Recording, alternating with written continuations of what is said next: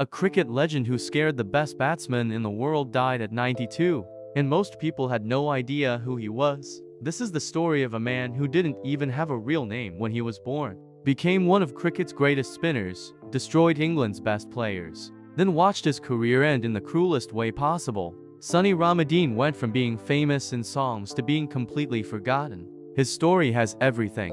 An orphan from a tiny village who had to learn how to use a knife and fork. A bowler so tricky that even his own team couldn't tell which way the ball would spin. One terrible match that broke him, and a life after cricket that nobody knows about. By the end of this video, you'll understand why Sonny Ramadhin should be remembered as one of the most amazing cricketers ever, and how one bad day in 1957 ruined everything. Let's start at the beginning because Ramadhin's early life sounds like a movie. He was born on May 1, 1929, in a place called St. Charles Village in Trinidad. But here's the crazy part. His birth certificate had no name on it, just the word boy. That's it. His family was so poor they didn't give him an official name. Kids at school called him Sonny because he was always smiling and cheerful. That nickname stuck forever. Imagine becoming a cricket legend without even knowing your real birth name. That's how Ramadhin started. His family worked on sugar plantations, doing hard work for almost no money. His grandparents came from India as workers in conditions that were basically slavery. When Sonny was very young, both his parents died. He went to live with his uncle Sudhai in a village called Edgbaston near San Fernando in Trinidad. This village was tiny with dirt roads and no opportunities. Young Sonny didn't have cricket stuff. No proper bat, no leather ball, nothing. So he used coconut branches as bats. He bowled with limes, coconuts, and stones. Imagine learning to spin a lime and then years later spinning a real cricket ball against the world's best batsman. That's pure dedication. He went to Canadian mission school in Duncan Village, and that's where he learned proper cricket. But here's the surprising part. Ramadhin didn't bowl at school. He was a batsman. He actually won a trophy for best batting average. Nobody saw him as a bowler. It was only after school at 16 when he started hanging around the local palm ice club that things changed. The club wouldn't let him bat in practice because he was just some skinny nobody. So Ramadhin started bowling instead just to be involved. And that's when people noticed something special. Ramadhin could spin the ball both ways without changing his action. Most spinners, you can tell when they're spinning it one way versus the other because their hand or body changes a bit. Not Ramadhin. His action looked exactly the same every time. Batsmen had no clue what was coming. Even experienced players couldn't read him. Word started spreading in Trinidad about this short, skinny kid who could bowl magic deliveries. Ramadhin was only 5'4" and weighed about 126 pounds. He looked like wind could blow him over, but his fingers and wrists were super strong from all those years bowling limes and stones. In 1949, a guy named Sonny Beakey saw Ramadhin bowling and was shocked. He immediately told important cricket people about this kid. They selected Ramadhin for the Big North vs. South match in Trinidad. He played against some of Trinidad's best batsmen. Later that year, Trinidad played Jamaica in 2 matches. Ramadhin took 12 wickets in both games. Those were the only 2 proper matches he ever played in the Caribbean before international cricket. Just 2 matches. That's it. Now here's where the story gets wild. The West Indies selectors were choosing a team to tour England in 1950. England was the home of cricket, and West Indies had never won a test series there. The selectors did something crazy. They picked Sonny Ramadhin, a 20-year-old who had played exactly 2 first-class matches. Everyone thought the selectors had lost their minds. This complete unknown was going to face England's best batsman. But the captain John Goddard had a feeling. Sometimes you have to gamble. Ramadhin had never left Trinidad before. He'd never been on a ship. He'd never seen England. He'd never bowled on grass because Trinidad used mat wickets. When he got on that ship to England, the senior players had to teach him how to use a knife and fork properly. He didn't know what fielding positions were called. He'd never heard of England's famous batsmen. And yet this kid was about to change cricket history.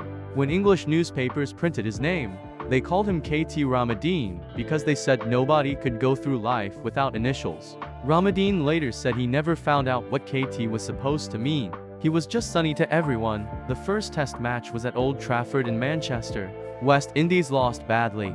Ramadhin only took 4 wickets. People said the selectors made a huge mistake.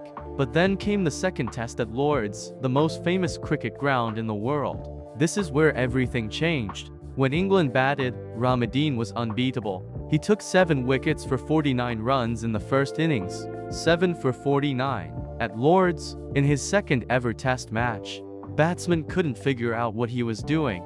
They couldn't tell which way the ball would spin. In the second innings he took for more wickets. Final match total was 11 wickets for 152 runs in 115 overs. That's over 115 overs bowled by a skinny 20-year-old. His partner Alf Valentine took 7 wickets. Together they took 18 of England's 20 wickets in that match. West Indies won by 326 runs. It was their first ever victory at Lord's. The West Indian people living in London went absolutely crazy celebrating.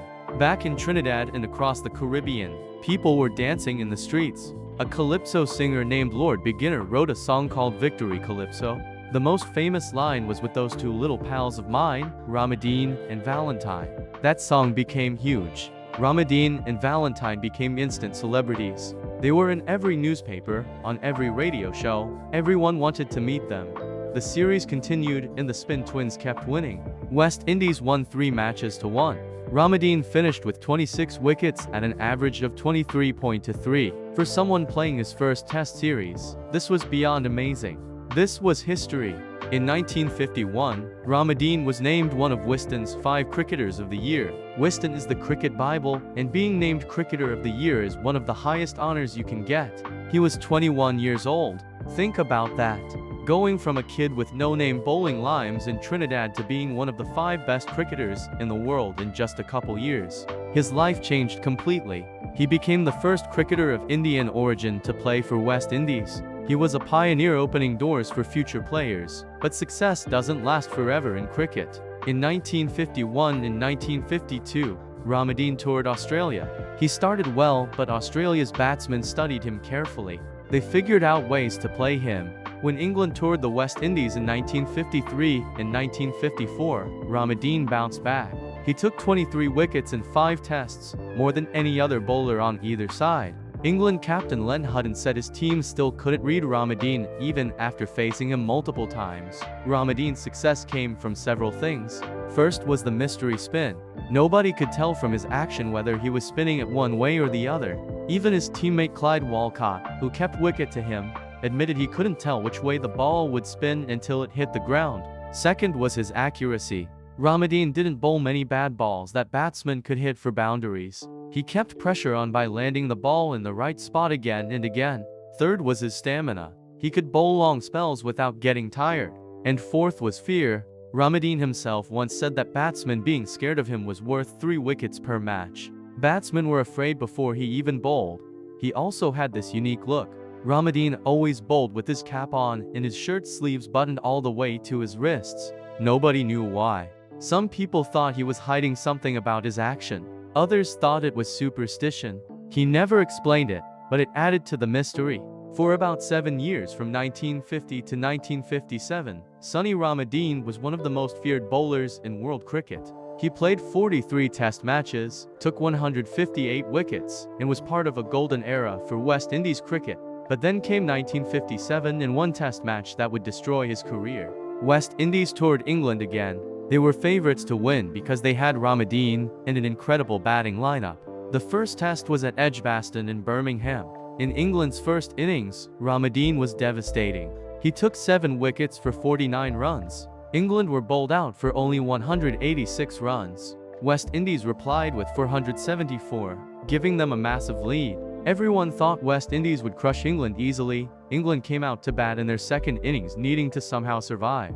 They were struggling when their captain Peter May came in. He was joined by Colin Cowdrey. May and Cowdrey had studied Ramadhin and figured something out. If they just stuck their front pad down the pitch and didn't try to hit the ball, they couldn't be given out leg before wicket because the ball was hitting their pad outside the off stump. The Elb double law at that time said if the ball hits your pad outside off stump, you're not out. So May and Cowdrey decided to just kick the ball away with their pads. It was negative boring cricket, but it was legal. Ramadhin came in to bowl. He was spinning the ball beautifully.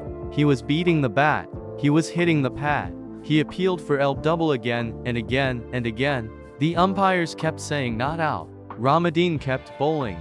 He bowled 20 overs, then 40 overs, then 60 overs. May and Cowdrey kept patting the ball away. The partnership kept growing. West Indies captain had two fast bowlers injured, so he had no choice but to keep Ramadhin bowling. The partnership reached 411 runs. May scored 285 not out. Cowdrey made 154. The stand lasted over 8.5 hours of batting, and Ramadhin, he bowled 98 overs in that innings. 98 overs. That's 588 balls. It's still the record for most overs bowled by any bowler in a single test innings. His figures were 98 overs, 2 wickets for 179 runs. He had appealed for Edgbaston probably 50 or 60 times, and the umpires kept saying no. Someone watching said he could have cried for Sonny. Many of those Edgbaston appeals should have been given out. Ramadhin was shouting himself hoarse. His voice was almost gone. He was physically exhausted.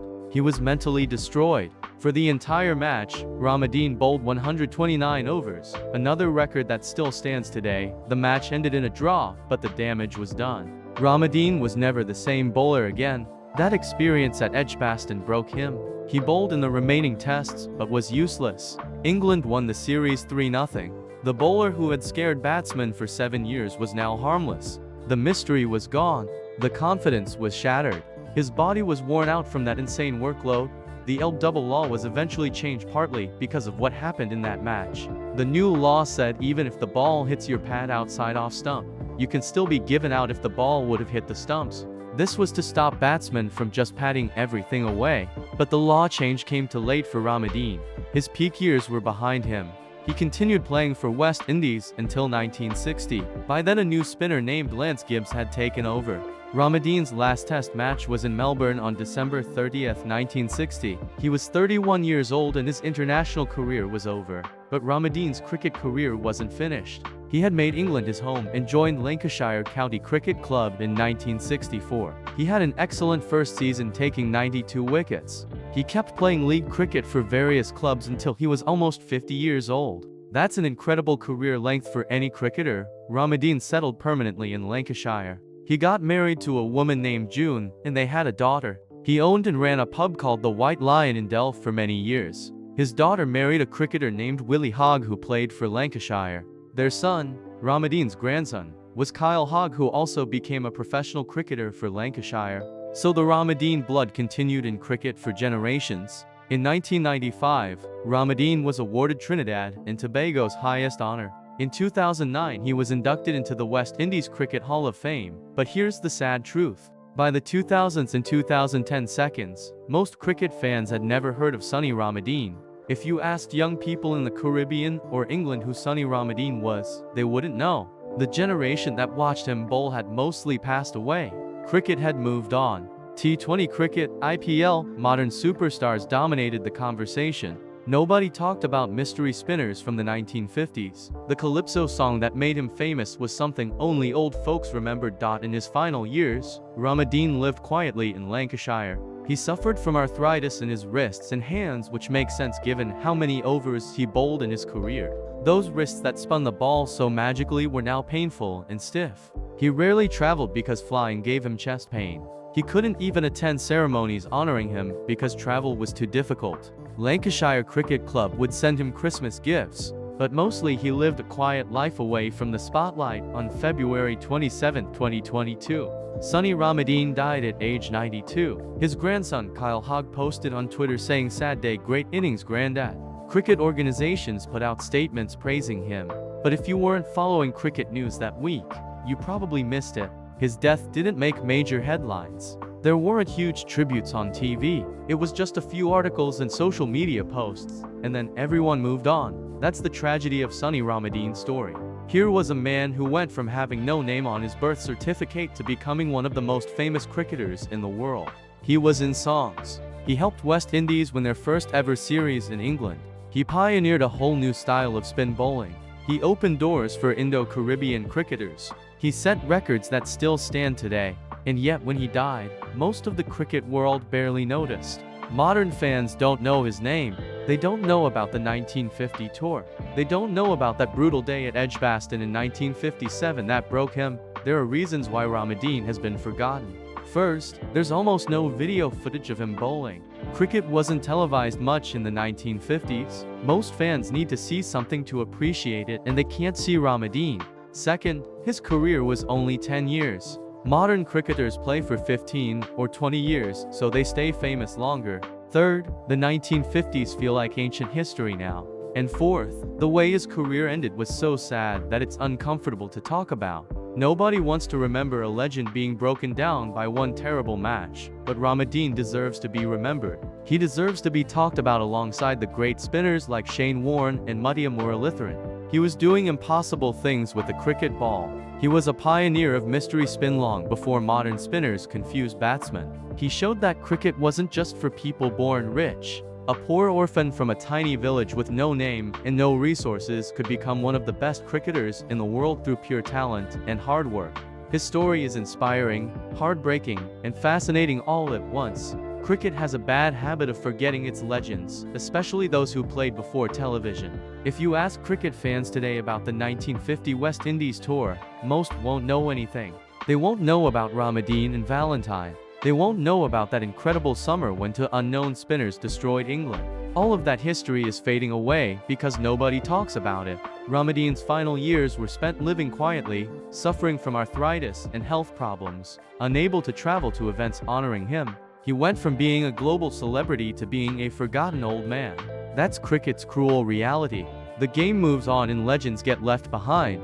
The lesson from Sonny Ramadhin's life is simple but powerful. Fame is temporary. Records get broken, generations move on, but the impact you have on people's lives and the doors you open for others can last forever. Ramadhin inspired countless young cricketers in the Caribbean. He showed that East Indian cricketers belonged in West Indies teams. He proved that mystery and skill can beat power and privilege. Those things matter even if modern fans don't know his name. And maybe if enough people hear his story and share it, Sonny Ramadhin won't be forgotten anymore. Drop a comment if you'd heard of Sonny Ramadhin before this video and subscribe to learn more forgotten cricket stories.